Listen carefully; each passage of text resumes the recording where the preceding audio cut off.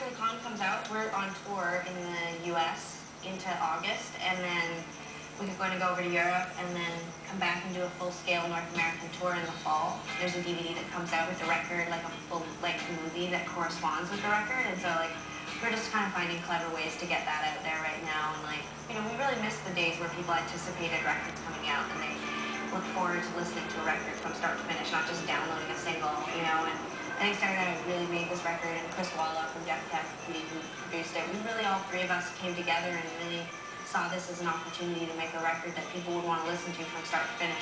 It really is a story, and I think we're just right now really brainstorming ways to sort of get people into the whole thing as a piece rather than just like chopping it up. I guess that means like a lot of work, so touring, and more touring, and a little watching Doug the Bounty Hunter, and then maybe a little bit more touring. The record sounds like a Tegan and Sarah record. Like, I don't think that people who like our other records will suddenly feel horrified by like some new, this not spoken word, like gangster rap record. I think that the biggest change between our first record and the Feet Like Ours, which we put out in '99, to like the Con, which will come out this summer, is like, you know, the biggest thing is just we've grown up. When I listen back, which I have recently listened back to Feet Like Ours, I mean, it's really hard to listen to. It's kind of like opening up your yearbook and looking at pictures of you in high school, and you're just like, oh, God, why didn't someone tell me to thin my hair out? Like, it's kind of like the same thing as listening to your first record. You're just like, why wasn't somebody there to tell us we were doing this wrong, or it was all wrong? And that's just kind of part of, like, growing up and, like, learning and learning how to be a better musician and get across your vision. And I think Sarah and I definitely figured that out over the last 8 years. The name The Con came from the idea that, like, Sarah and I both had different kind of themes that we were writing about on this record, and we wanted something that captured both of those. And the idea of, like, conning someone into loving you, or, like, conning yourself into believing everything's going to be okay because you sort of do all these benchmark things that represent stability and safety and peace in your life and all these things. But in the end, it really is all a con because, you know, at any point, everything can change, and like at any point, the real you can come out. And like when you get into relationships, there's this idea that you're bringing with you none of the baggage from your past relationships, but that's a bit of a con, you know. And like once you're comfortable, that all comes out. Hello, I'm Sarah, and I'm Tegan, and you're watching New Now Next Music on Low Dog. It's kind of weird to have two voices almost on stage, and it isn't a trick. It's like this weird kind of going back and forth, and the melodies and stuff. I think it sets us apart and makes the songs kind of stand out sometimes. Well, it's cool because we have the same voice, so it's like we can, you know, we can harmonize with one another, or we can do sort of like gang style vocals, like, and it's almost like we can double ourselves up without having to use fancy tricks.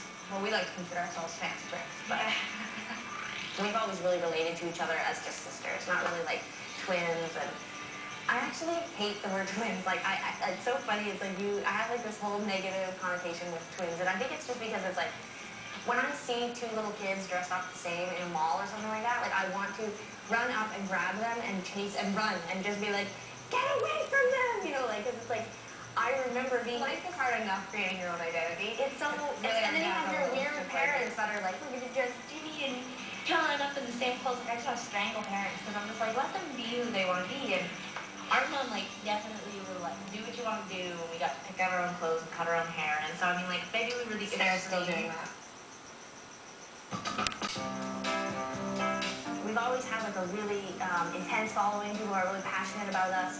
But, like, I don't find that people are, like, inappropriate with us. They don't come backstage and they're like, I want to make out with you or go onto your bus. Like, that would be so awkward. Like, we would be like, really? Why? Like, we've been able to, like, have this, like, cool dialogue with our fans. Like, even though they're, like, super intense, they just want to, like, talk to us about, like, other bands or, like, what's going on. Like, especially the younger kids, they look at us, like, kind of, like, almost like role models or, like, older sisters, and they're just, like, really excited to, like, hang out with us and ask us questions about, like, what kind of guitar strings we use or what kind of shoes we have or, like, whatever. And initially, didn't you find, like, our audience, like, there was definitely a lot of girls, because girls support girls in the beginning, you know, before you're getting radio or anything. I mean, it was just, like, a female audience, but they were, like, a lot older, and, like, it didn't feel like, I don't know, maybe it's because Sarah and I don't go on stage and give off this, like, sexy, drunk, like, you know, just even saying it out loud makes me uncomfortable. So it's just, like, I think that our audience has always kind of just had more of this, like, mutual affection, kind of, like, friend vibe with us or something. Or hug us. Yeah. And when we were on the Killers tour, they were actually pretty good guys. I didn't see a lot of partying or a lot of girls backstage. And the few times that people would get backstage, you know, they certainly were not the kind of girls that would probably be coming up to us and saying, they'd be like, do you know what something was that? Yeah, that's weird, is like that.